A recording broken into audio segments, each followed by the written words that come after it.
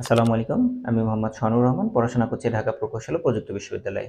আজকে আমি যে বিষয়টা নিয়ে ভিডিওটা বানাচ্ছি সেটা হচ্ছে ডুয়েট অ্যাডমিশনে আসলে কত টাকা খরচ হবে? আমার বেশ কিছু শিক্ষার্থী রয়েছে যারা আমাকে ইনবক্সে নক করেছে যে, "আসলে ভাই আমি তো ডুয়েট অ্যাডমিশনে যেতে চাচ্ছি। তো ডুয়েট অ্যাডমিশনে গেলে আমার কত টাকা খরচ হবে?" তো সেই বিষয়টাই আমি একটু খোলাসা করব এই ভিডিওতে। তো প্রথমত যেটা বলব আমি সেটা হচ্ছে যে আমাদের ডুয়েট অ্যাডমিশনে মোট ২ ধরনের খরচ হবে। একটা হচ্ছে এককালীন খরচ, আরেকটা হচ্ছে মাসিক খরচ। তো এককালীন খরচ যেটা সেটা কি হবে সেটা একটু বলে রাখি। প্রথমত এককালীন খরচ হবে আমাদের অ্যাডমিশনের কোচিং ফি। অর্থাৎ বিভিন্ন কোচিং এ বিভিন্ন রকমের ফি রয়েছে। তবে সেইটা ১৫,০০০ এর আশেপাশে। হতে পারে তোমার কোনো কোচিং সেন্টার তোমার কাছ থেকে নিতে পারে ১৩,০০০, ১৪,০০০ বা ১৫,০০০। কোনো কোচিং সেন্টার রয়েছে তোমার কাছে নিতে পারে ১৬,০০০, ১৭,০০০ বা ১৮,০০০। অর্থাৎ আমরা যদি গড়ে বলি তাহলে সেটা ১৫,০০০ এর আশেপাশে হবে। এটা হচ্ছে গেল আমাদের এককালীন কোচিং ফি। এটা এককালীন হলেও আমাদের বেশিরভাগ কোচিং সেন্টারই এই ক্ষেত্রে একটা সুযোগ দিয়ে থাকে যে তুমি চাইলে কিস্তিতে অর্থাৎ একবারে বা ২ বারে বা ৩ বারে তোমার টাকাটা পরিশোধ করতে পারো। সেক্ষেত্রে আমাদের যে বাণিজ্যিক কোচিং সেন্টারগুলো রয়েছে সেগুলোতে হয়তোবা এই সুযোগটা একটু কম দেয়। সেখানে বেশিরভাগ ক্ষেত্রে একবারে টাকাটা নিয়ে নেয়। হয়তোবা তোমাকে ২ টা কিস্তিতে টাকাটা দেওয়ার সুযোগ দিতে পারে। আর আঞ্চলিক যে প্রতিষ্ঠানগুলো রয়েছে যেগুলো তোমার নিজের পলিটেকনিকের বড় ভাইয়েরা পরিচালনা করছে, তারা পরিচিত হওয়ার সুবাদে দেখা যাচ্ছে সেখানে একটু বেশি সুযোগ দিয়ে থাকে। তুমি চাইলে ৩ বার, ৪ বার বা ৫ বারে টাকাটা পে করতে পারো। এটা আসলে কোচিং এর উপরে ডিপেন্ডেন্ট। আর এবার আসি যে আমার ১৫,০০০ টাকা আমি গড়ে ধরলাম যে এটা আমার কোচিং ফি। এছাড়া এককালীন আর কি খরচ হবে সেটা হচ্ছে সবচেয়ে বড় যে খরচ হবে আরেকটা সেটা হচ্ছে বই কিনতে। এখন আমাদের বই কিনতে কত টাকা লাগবে? দেখো বই কিনতে কত টাকা লাগবে এটা ডিপেন্ড করবে তুমি কতগুলো বই কিনছো তার উপরে। যদি গড়ে বলি তাহলে আমাদের বই কিনতে হবে মোটামুটি ৳২৫০০ ৳২৫০০ থেকে ৳৩,০০০ ৳৩,০০০ একটু বেশিই বলে ফেললাম। ৳২,০০০ থেকে ৳২৫০০ তোমার বই লাগবে। এখানে কি বই লাগবে? তোমার নন ডিপার্টমেন্টের জন্যে একেকটা কোচিং এ একেক রকম বই যদিও বা পড়ায়, তবে মোস্ট কমন যে বইগুলো পড়ানো হয় সেটা হচ্ছে ফিজিক্সের জন্যে শাহজাহান তপন স্যারের বই। হয়তোবা ২-১ টা কোচিং রয়েছে যেখানে ইসাক স্যারের বই পড়ানো হতে পারে বা পার্সোনালি কেউ ইসাক স্যারের বই পড়তে পারে। তবে বেশিরভাগ কোচিং সেন্টারে ফিজিক্সের জন্য শাহজাহান তপন স্যারের বই পড়ানো হয়। আর আরেকটা হচ্ছে কেমিস্ট্রির জন্য হাজার ইনাক স্যারের বই পড়ানো হয় এবং ম্যাথমেটিক্সের জন্য আফসারুজ্জামান স্যারের বই পড়ানো হয় এবং পাশাপাশি অক্ষরপত্র প্রকাশনী যে বইটা রয়েছে আমাদের এইচএসসির, সে বইটাও কিন্তু পড়ানো হয়ে থাকে।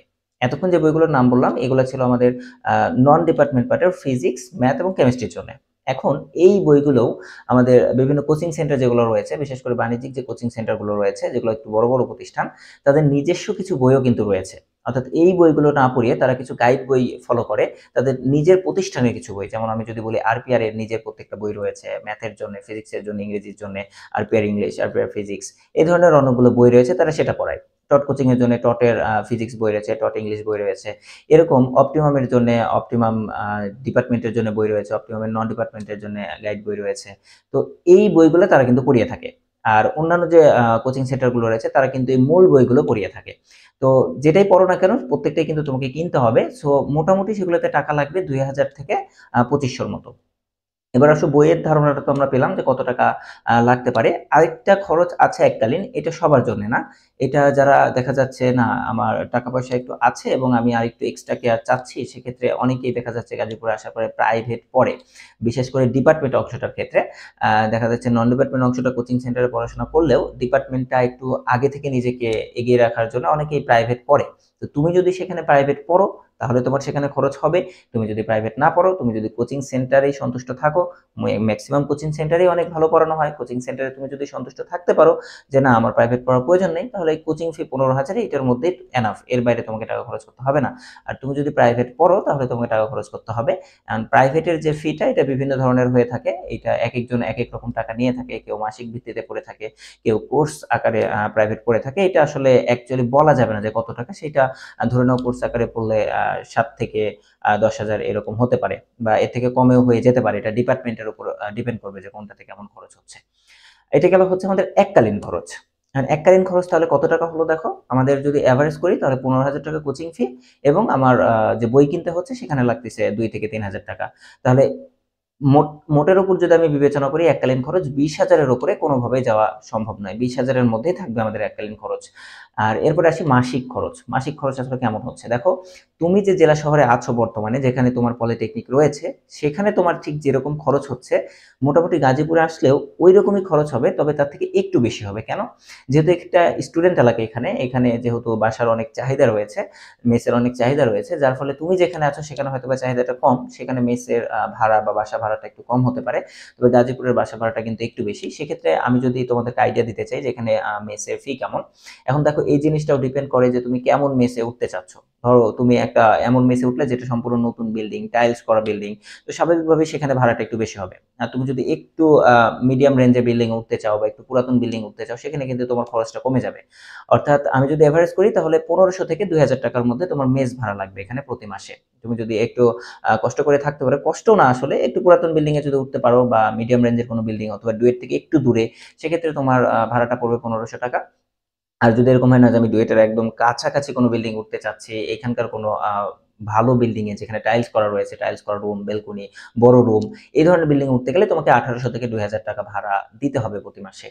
আর এবার আসি যে আমাদের মাসিক যে খাওয়া খরচ। দেখো খাওয়া খরচটা আসলে তুমি এখন যেখানে আছো এখানেও যেরকম পড়বে, এখানেও একই রকম পড়বে। তবে এখানে একটা বড় ফ্যাক্টর হচ্ছে যে তুমি এখন যেখানে আছো সেখানে কিন্তু তোমরা নিজেরা মেসের ম্যানেজারই করছো, তোমরা নিজেরাই বাজার করছো, নিজেরা একটা বুয়া বা খালা রেখে তাদেরকে দিয়ে রান্না করে নিচ্ছ, তোমরা নিজেরাই সবকিছু ম্যানেজমেন্ট করছো। তবে অ্যাডমিশনে আসলে যে বিষয়টা দাঁড়ায় যে এখানে আসলে এত সময় পাওয়া যায় না যে তুমি নিজে ম্যানেজারি করবা, 1 মাস তুমি ম্যানেজারি চালাবা, বাজারে যাবা, তুমি বাজার করে নিয়ে আসবে, সেই হিসাবটুকু রাখবা, এই দায়িত্বটা আসলে অ্যাডমিশনে থেকে কেউ নিতে চায় না। যার কারণে এখানে ফ্যাক্স সিস্টেম চালু রয়েছে, অর্থাৎ তুমি তোমার কাজ হবে শুধু পড়াশোনা করা, এর বাইরে তুমি কোনো কাজ করবে না। তোমার রুমে এসে তোমাকে খাবার দিয়ে যাবে, তুমি খাবে, তোমাকে প্লেটটাও ধুইতে হবে না বা কিছুই করতে হবে না, তুমি শুধু খাবে, তোমাকে প্রতি ওয়াক্ত একদম সময় করে তোমাকে খাবার দিয়ে যাবে। তো যার কারণে এখানে কিন্তু খরচটা একটু বেশি হয়। এটার যদি আমি একটু আইডিয়া দিই যে কেমন খরচ হয়, সেটা ধরে রাখতে পারো 3500 থেকে 4000 এর মতো খরচ হয়ে থাকে। এটা একেকজনের ক্ষেত্রে একেক রকম হতে পারে।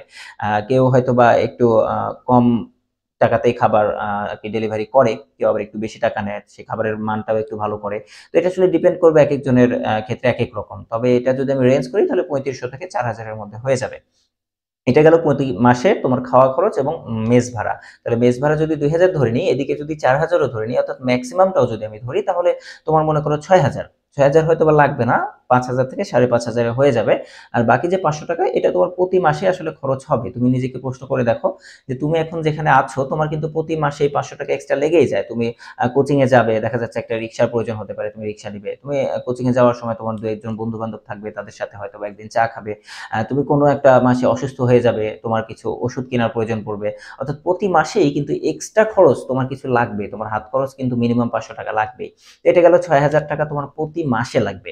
এছাড়াও আরেকটা এক্সট্রা খরচ আছে, সেটা হচ্ছে খাতা কলম কেনার।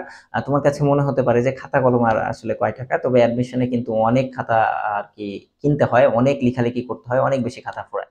তো রিমের পর রিম তোমাকে খাতা কিনতে হবে। তবে এটা যে অনেক বেশি কিনতে হবে এমন না, যে এখানে হাজার টাকা লাগবে, বিষয়টা এরকম নয়। তবে প্রতি মাসেই দেখা যাচ্ছে তোমার কিছু না কিছু লাগবে। ২০০ থেকে ৩০০ টাকার খাতা তোমার প্রতি মাসেই লেগে যাবে। তো ওভারঅল সবকিছু যদি বলি, গড়ে ৬০০০ থেকে ৬৫০০ টাকা তোমার প্রতি মাসে লাগছে। এখন তোমার অ্যাডমিশনের ডিউরেশন আসলে কতদিন? তোমার অ্যাডমিশনের ডিউরেশন কিন্তু প্রায় ১০ মাস থেকে ১ বছরও লেগে যায়। এটা আসলে একেক বছর একেক রকম সময় লাগে। তবে মিনিমাম যদি বলি ১০ মাস সময় তো লেগে যাবেই। এর কমে আসলে অ্যাডমিশন আমি হতে দেখি নাই। এর বেশি আমি দেখেছি, কিন্তু এর কমে অ্যাডমিশন হতে দেখি নাই। আর এই ১০ মাসটা আসলে কেন বললাম? অনেকে আবার এটাতে ঘাবড়ে যায় যে ১০ মাস ধরে আমি অ্যাডমিশন প্রিপারেশন নেব। বিষয়টা হচ্ছে, দেখো এখানে ১০ মাস কেন বললাম? তোমার যে ৮ম সেমিস্টার, এই সেমিস্টারটা কিন্তু তুমি তোমার পলিটেকনিকে থাকো না। তুমি ইন্ডাস্ট্রিয়াল অ্যাটাচমেন্টে যাও। তো এইখানে যে বিষয়টা ঘটে যে আমাদের যে শিক্ষার্থীরা যারা ডুয়েট অ্যাডমিশনে আসে, তারা বেশিরভাগ শিক্ষার্থী এই ইন্ডাস্ট্রিয়াল ট্রেনিংটা গাজীপুরের আশেপাশে নেওয়ার চেষ্টা করে। যার ফলে সেই ইন্ডাস্ট্রিয়াল ট্রেনিং এর সময়টাও অ্যাডমিশনের প্রিপারেশন নিতে থাকে। অর্থাৎ এই সময়ে সে কিন্তু কোচিং এ থাকে, এইখানেই থাকে। এই যে তুমি ৮ম সেমিস্টারের যে ৫ থেকে ৬ মাস, এই ৬ মাস সহ কিন্তু আমি বলেছি ১০ থেকে ১২ মাস। অর্থাৎ এইখানে তোমার ৬ মাস, এবং ডুয়েটের বর্তমান ভর্তি পদ্ধতির যে নিয়ম, সেটা হচ্ছে তোমাদের রেজাল্ট পাবলিশ হওয়ার ৬ মাসের মধ্যে পরীক্ষা নিতে হবে। তারা বাধ্য। অর্থাৎ সর্বোচ্চ ৬ মাস তুমি সময় পাবে তোমার রেজাল্ট পাবলিশ হওয়ার পরে।